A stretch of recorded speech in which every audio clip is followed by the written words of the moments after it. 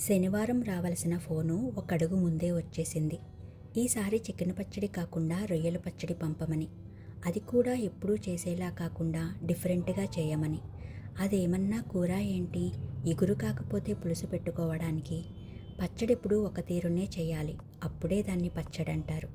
మళ్ళీ ఆదివారం 4 గంటలకి ఫోను. పార్సిల్ పెద్దోడికిచ్చి పవన్ దగ్గరికి పంపమని.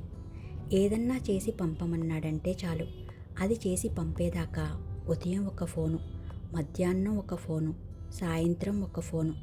పార్సిల్ పవన్కి చేరే వరకు ఫోన్ కొడుతూనే ఉంటాడు.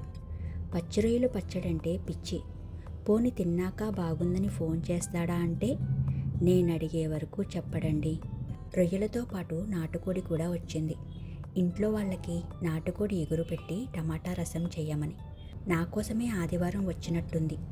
అల్లం వెల్లుల్లి పేస్ట్ వేసి వేయించాక స్టవ్ ఆఫ్ చేయండి. వేడి మీద ఉన్నప్పుడే రుచికి సరిపడా ఉప్పు, తగినంత కారం, గ్రైండ్ చేసిన మసాలా వేసి మొత్తం కలిసేలా మిక్స్ చేసి పూర్తిగా చల్లారనివ్వండి.